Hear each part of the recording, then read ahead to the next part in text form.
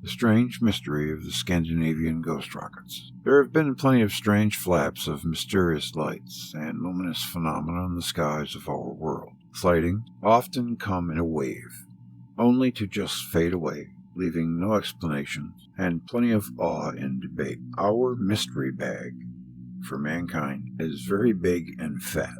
One such case happened in northern Europe, in the region of Scandinavia back in 1946. Well, it was more like the late 1940s. During this 1-year period, there would be thousands of sightings of something very odd going on up in the sky, which have never really been explained and have come to be known as the ghost rockets. Beginning in 1946, mysterious objects in the sky began to appear frequently over a variety of Scandinavian countries, in particular Sweden and Finland. These objects were typically described as tubular or cigar or spindle-shaped objects. Sometimes with visible wings and sometimes without. Typically streaked fast across the sky, but also displayed all manner of erratic behavior. These objects were reported as speeding up or slowing down, doing aerial maneuvers, and even flying in formation, typically leaving no exhaust trail and almost always described as being completely silent. Although a few reports described a hissing or rumbling sound, they were seen at all hours of the day and night, and were so bright they could even be seen in broad daylight. The first real recorded sighting of what would go on to be called ghost rockets was made in Finland on February 26, 1946, but soon the entire region would experience a surge of sightings of these things in the sky. With around 2,000 sightings, reports made between May and December of that year alone, often with radar signatures to back them up. At times, there were even reported crashes of ghost rockets, usually with the rockets coming down into large bodies of water, such as lakes or the sea. There were quite a few such crashes that allegedly happened, and on more than one occasion, Swedish authorities moved in to investigate, even sending divers in to look for evidence of any mysterious objects on the bottom. One of the most well-known of these investigations was carried out at Sweden's Lake Kolmjarv,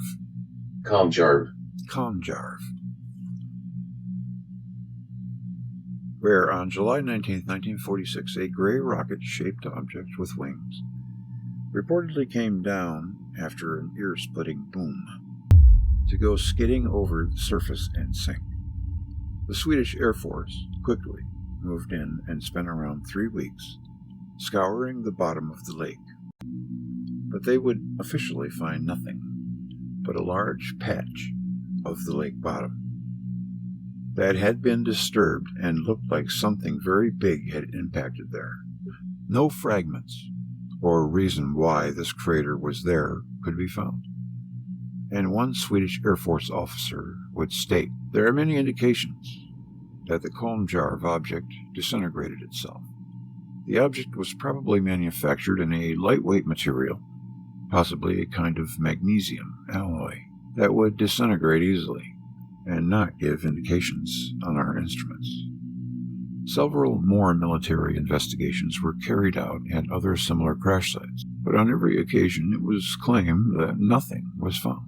In the meantime, sightings of the ghost rockets were pouring in from all over Scandinavia, and although Sweden tried to keep a lid on it, there were simply too many reports to keep it all a secret, with headlines around the world covering the strange phenomena.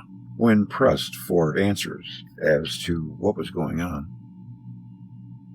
Sweden projected a skeptical stance that anything truly unexplainable was happening, largely writing it off as a mixture of atmospheric phenomena, meteors, aircraft, and overactive imagination. However, they did concede that not all of the reports of ghost rockets were so easy to dismiss, just like UFOs.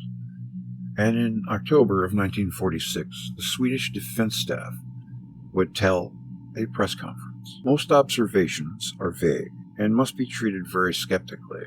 For some time we have been concerned by the recurring reports on flying saucers that cannot be disregarded and must be explained on some basis which is perhaps slightly beyond the scope of our present intelligence and thinking. In some cases, however, clear, unambiguous observations have been made that cannot be explained as natural phenomena, Swedish aircraft, or imagination on the part of the observer. Echo, radar, and other equipment registered readings, but gave no clue as to the nature of the objects. Sweden also, they had that spiral tunnel appear in the sky, and some say that that was the effects of a rocket. How I understood those was trying to shoot down the Black Knight. Have you heard of the Black Knight? It orbits our planet pole to pole, and it's supposedly been orbiting the Earth for thousands of years, and it's called the Emissary. And there's a whole theory of that giant orange star Aldebaran, which, every race seems to have its own "we came from there" story. But one of them could be true. Hell, they all could be true. That's what I thought they were trying to shoot it down, but maybe not. Most in the scientific community wrote it off as meteors, or could be that elder race, as several alleged fragments from the ghost rockets that had been examined turned out to be either pieces of meteorite or just plain old coke or slag. In other words, rocks. However, not everyone was so sure all of the phenomena could be attributed to meteorites, due to the fact that the objects often were seen doing aerobatics. And see that? I never heard that before. I just thought it was rockets that were being seen flying horizontally, flying in formation, or accelerating and decelerating. I've never heard that before either. None of which are things meteorites are known to do. And they also did not typically leave trails behind them. The phenomenon also attracted the interest of the United States, of course, and two U.S. experts on aerial warfare. General Jimmy Doolittle of Doolittle Report fame, 30 Seconds Over Tokyo, and General David Sarnoff went to Sweden in August of 1946, ostensibly to see what they could steal, on other unrelated business, of course, but who also asked around to the Swedish military about the ghost rockets. In fact, they were given briefings on the phenomena and able to interview many senior officers of the Swedish Air Force, but they weren't interested. Yeah. Let's see. That's funny. Of course the U.S. wanted to know what it was about, but if they came to find out what our UFOs were about, you could bet we'd tell them to mind their own business. It took a long time to get this way. The two generals went away convinced that the ghost rockets were a real thing and not a myth. When they brought their findings back to the United States, the Americans came to the conclusion that these were actual missiles being seen, likely top-secret V-1 or V-2 missiles being fired by the Germans from a rocket facility at the German seaside town of Peenemünde. Lieutenant General Hoyt Vandenberg, who was the director of the Central Intelligence Group, CIG, was a prefix of the CIA, would write a top-secret memo to President Truman, who my dad said was the worst president we ever had, explaining this theory, saying, "The weight of evidence pointed to Peenemünde as origin of the missiles, that a U.S. MA military attaché in Moscow, well, we even got military attachés in Moscow, but we're fighting a Cold War. See, it's crazy. Had been told by a key Swedish air officer that radar course plotting had led to conclusion that Peenemünde was the launch site. CIG speculates that the missiles are extended-range developments of V-1 being aimed for the Gulf of Bothnia for test purposes and do not overfly Swedish territory, specifically for intimidation.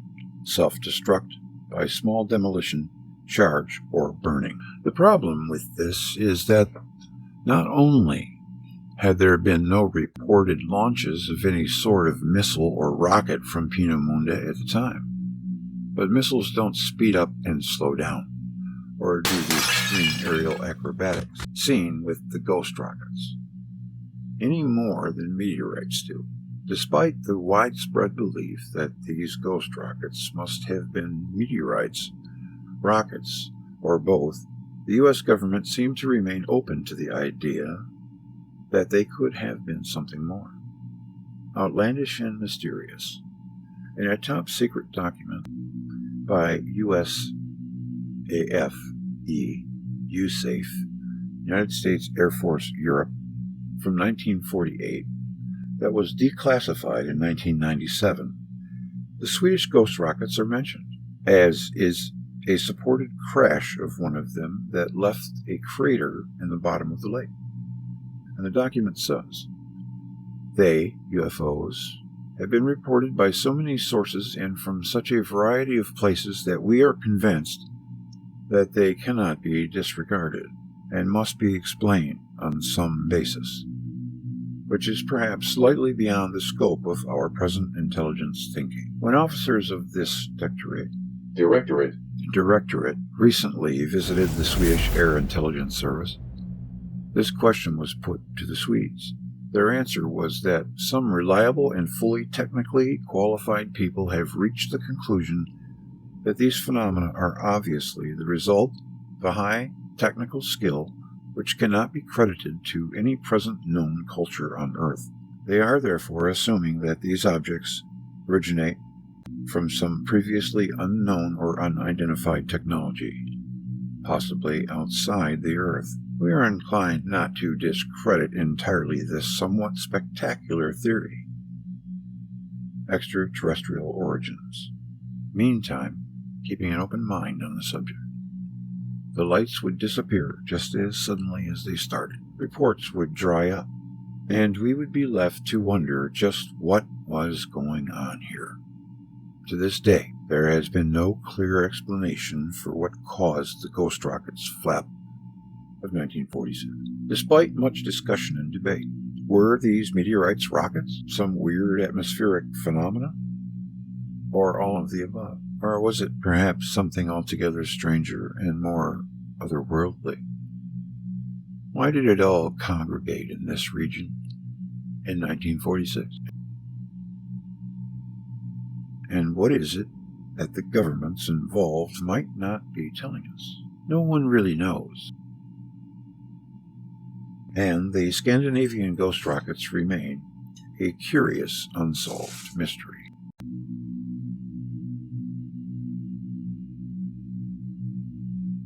Legend has it that in orbit around the Earth is a mysterious dark object which dates back perhaps 13,000 years. Its origin and purpose are inscrutable. Dubbed the Black Knight, this elusive satellite has allegedly been beaming signals towards the Earth and inspected by NASA astronauts, yet only a few on Earth officially know of its existence. The origin of the ominous name is part of the enigma. It is impossible to discover who first called it this, or indeed why. Humans have only in the last 60 years had the technology to launch a man-made object, into space. So what is the logical explanation of tales of an alien intruder on our doorstep? And she has written here the Tesla transmissions. The first apparent part of this story begins with signals heard by Nikola Tesla, a brilliant Serbian inventor who created our electric system that we still use today, and described by many, thanks to his often eccentric behavior and opinions, as a genuine mad scientist. Well, putting him as the evil villain on the Superman cartoon didn't help. He spent most of his career in the USA. That's part of the ongoing suppression of electricity. He was an electrical engineer who produced works which explored the idea of radio and wireless transmissions in 1899. He reportedly intercepted a signal unlike any of the natural sources from Earth, such as electrical storms that he had already investigated in his experiments.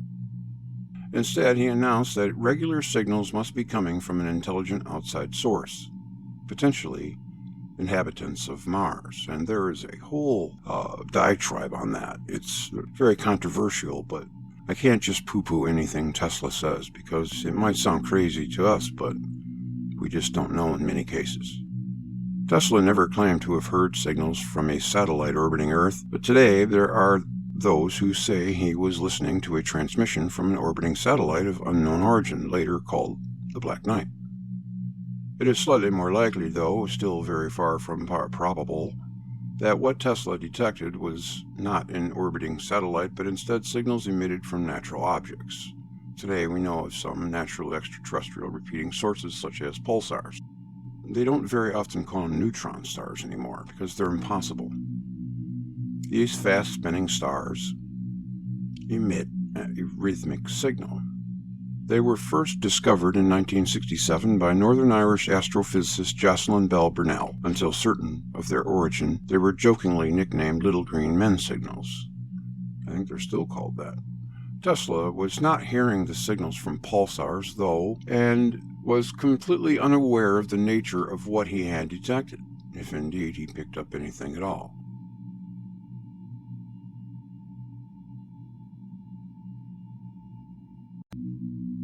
Tesla apparently never tried to repeat his observations, claiming he had other matters that took priority, an astonishingly casual response to so significant a claim. Well, she's just never happy. Either you just want to dismiss him for announcing it, or you want to say that he was not serious enough. He probably got embarrassed after they made fun of him. That's the part that stinks. And I don't know, the Black Knight, I've done a lot of research on it, and it just depends on the source. I hear that it could have come from the star system Aldebaran. This lady is saying that 1920s anomalous signals were again detected by radio operators, by amateur radio operators. These were originally of earthly origin, but their timing was bizarre. A signal would be received, then a second repeated signal received a few seconds later. These long-delayed echoes, LDEs, are called now, were difficult to explain in terms of radio waves bouncing off atmospheric layers.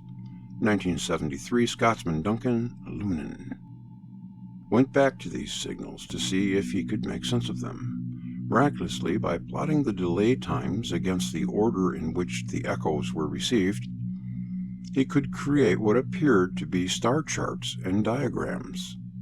By deciphering them, Lunan decided that the signals were actually messages transmitted by a probe originally from the star Epsilon Boötes, Isar, which had been lurking near the moon for the past 13,000 years.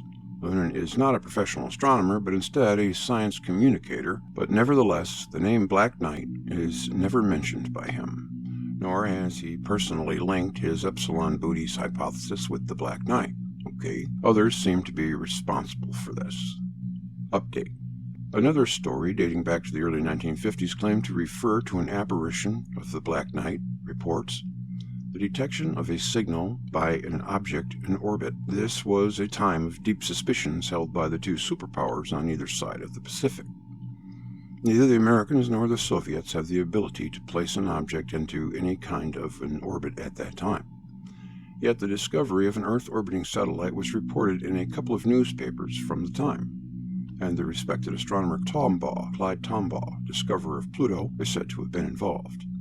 However, the article is actually a couple of synopsises of a book by ufological author Donald Keyhoe. Now, he was a very serious man. I don't really take him as being a goofball. Alias Corona. A few years later, the Black Knight seemed to have made another appearance when American newspapers reported in 1960 that there was an unusual object in polar orbit. Then both superpowers had satellites in equatorial orbit, but not polar orbit, which meant that the satellite could see every part of the Earth. Yet neither country admitted owning it. This may seem strange, but remember that this was a time of deep-rooted suspicion and espionage, not just with each other, but now seemingly with extraterrestrials too. Declassified information now released from that time suggested that the object was connected to a Corona spy satellite under disguise. At the time, the U.S. Discoverer Research satellite program was actually a cover for the Corona project, intended to photograph sites in the USSR. The world was bracing itself for nuclear destruction, and we always are.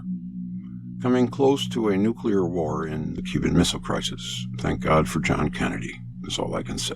And how. And that's why I find that period of time in history to be so fascinating. First of all, I was alive. I mean, we had just missiles upon missiles, bombs upon bombs, and two crazy generals who were just itching to burn millions of human beings alive. And their excuse was, it was inevitable, and we might as well do it while we can win. So, who knows? I hope they're never right. It's a miracle that it didn't happen. The more you learn about it, the more you realize that, wow, we're still here. Thanks to one guy, and one guy only, and maybe his brother. In the case of the Black Knight, Project Mercury astronaut Gordon Cooper is a prime example. Cooper announced seeing many UFOs throughout his career.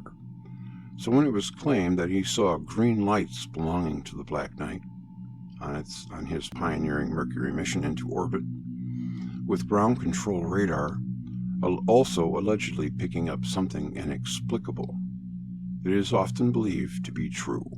The STS-88 encounter.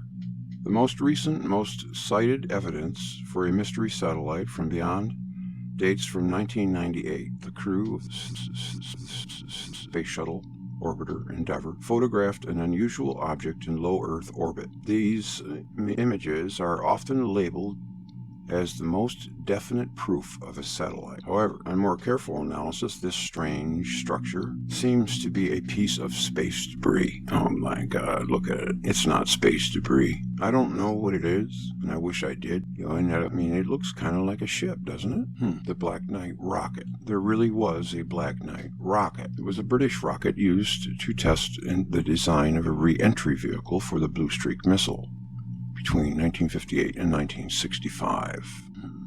So they're saying here that it was claimed to be from the star constellation Bootes.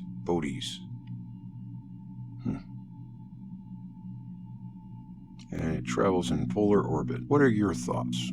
Share them with me. If you have anything interesting for me to read, please put it in the comment section. I guess for the ghost rockets, the apparent explanation is A, unknown, B, the Soviets trying to shoot the Black Knight down, or C, the Germans, but the war had just finished, so it wouldn't be the Germans. It was 46. But we know a lot of Nazis came back to America. Perhaps it was being launched from sea by the U.S., trying to shoot it down. And I remember a while back when the website Secure Team 10 was operating. I don't know if he's back yet or not, but I heard he was. But he had said that the Illuminati were trying to shoot it down, or either that or they did. But it's very enigmatic thing, this Black Knight. Now, Richard Hall has a 4-part series with this fella, stating that it's an ancient envoy from Aldebaran. And I'll put the link in the video and the playlist for you to check out if you would like. I would like to know what you think, so let me know. What's this all about? Do you find it as hard as I do to find information that isn't giving it with an agenda? It's really hard. You either go one way or the other, and everyone wants to put out their agenda. I would like to just find a no-nonsense, informative website that isn't trying to arrive at anything except the truth. And that's hard to find. And that's what I try my best to do here on this channel. Thanks for watching.